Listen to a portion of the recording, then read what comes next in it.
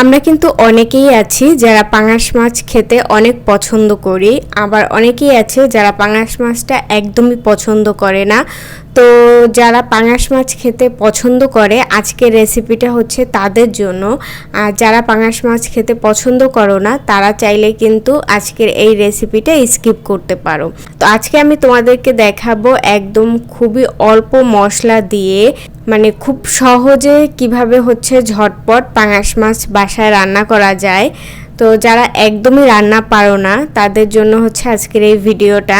তো আমি এখানে হচ্ছে 4 পিস পাঙাশ মাছ নিয়েছি, কারণ আমরা হচ্ছে বাসায় 2 জন মানুষ। তো এর জন্য হচ্ছে আমি এখানে 4 পিস পাঙাশ মাছ নিয়েছি। আর মাছগুলো কিন্তু দেখেই বুঝতে পারছো মাছগুলো বেশ বড় বড় ছিল। তো এগুলো হচ্ছে আমি ধুয়ে তারপরে পরিষ্কার করে নিয়েছি।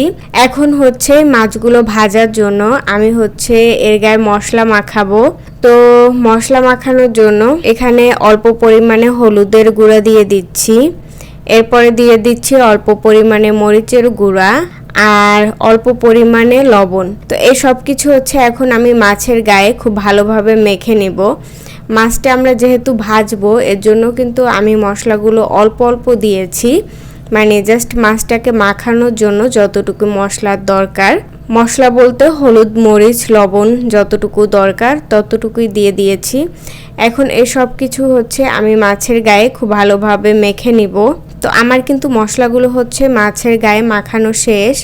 এখন হচ্ছে আমি এই মাছগুলোকে ভাজবো। এর জন্য তো একটা কড়াইতে হচ্ছে প্রায় 4 টেবিল চামচের মতো সরিষার তেল দিয়ে দিয়েছি।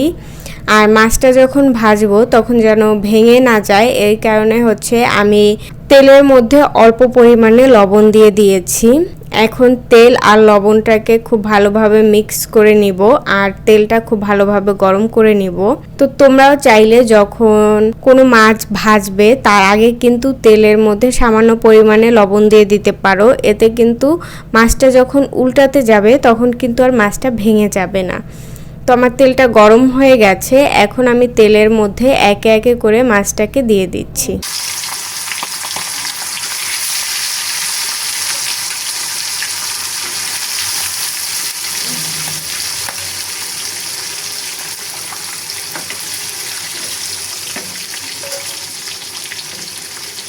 তো মাছটা আমি মিডিয়াম আঁচে ভেজে নিব। আর যখন এক সাইড একদম লাল করে ভাজা হয়ে যাবে তখন হচ্ছে আমি আর এক সাইড উল্টে দিব।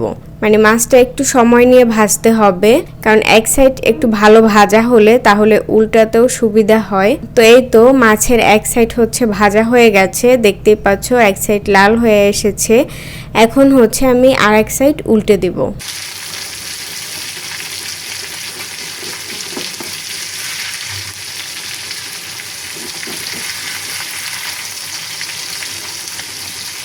মানে তেলে লবণ দেওয়ার পরেও কেন যেন এই মাছটা উল্টাতে একটু কষ্ট হচ্ছিল, একটু ভেঙে ভেঙে যাচ্ছিল। তারপরেও হচ্ছে আমি কষ্ট করে মাছটাকে খুব ভালোভাবে উল্টে দিয়েছি।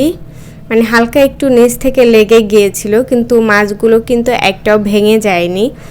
তো যাই হোক, আমি মাছগুলো 2 সাইডেই হচ্ছে খুব ভালোভাবে লাল করে ভেজে নিয়েছি। এখন হচ্ছে আমি মাছগুলোকে উঠিয়ে নিব। আর এই তেলের মধ্যেই হচ্ছে আমি মাছ রান্না করার জন্য মশলা দিয়ে দিব।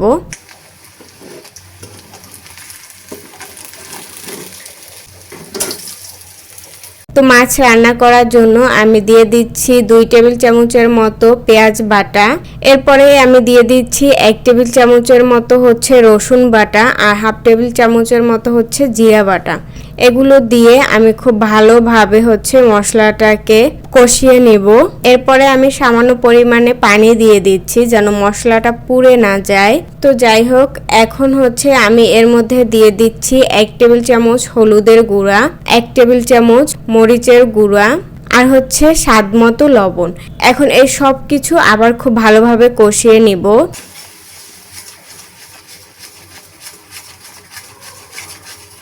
যাই হোক, মশলাটা কিন্তু অনেকটাই কষানো হয়ে গেছে। এখন হচ্ছে আমি এর মধ্যে মাছগুলোকে দিয়ে তারপর হচ্ছে মাছগুলোকে কষিয়ে নিব। যেহেতু মাছগুলো হচ্ছে একটার সাথে একটা লেগে আছে এই কারণে আমি হচ্ছে মাছগুলোকে একটু ছুটিয়ে দেওয়ার চেষ্টা করছি।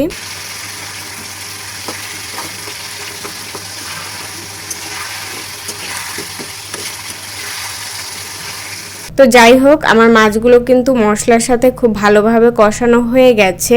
এখন হচ্ছে আমি সামান্য পরিমাণে পানি দিয়ে মাছটাকে রান্না করে নিব। তো যাই হোক, এই দেখো আমার মাছ রান্না কিন্তু হয়ে গেছে খুবই অল্প সময়ের মধ্যে আর অল্প মশলা দিয়ে আমি পাঙাশ মাছটাকে কিন্তু রান্না করে নিয়েছি। তো মাছটা দেখতে যতটা সুন্দর লাগছে, খেতেও আশা করি ততটাই মজা হবে। তো এখন হচ্ছে আমি মাছটাকে নামিয়ে নিব। তার আগে হচ্ছে আমি সামান্য পরিমাণে ভাজা জিরার গুঁড়া দিয়ে তারপরে হচ্ছে মাছটাকে নামিয়ে নিব। তো তোমরা চাইলে কিন্তু এখানে ধনিয়া পাতাও দিয়ে দিতে পারো, যেহেতু আমার কাছে ধনিয়া পাতা ছিল না, এই কারণে হচ্ছে আমি ভাজা জিরার গুঁড়ো দিয়ে দিয়েছি। তো এই ছিল আজকে ভিডিও। আশা করি আজকে ভিডিওটা তোমাদের ভালো লেগেছে। তো আজকে বিদায় নিচ্ছি, আল্লাহ হাফেজ।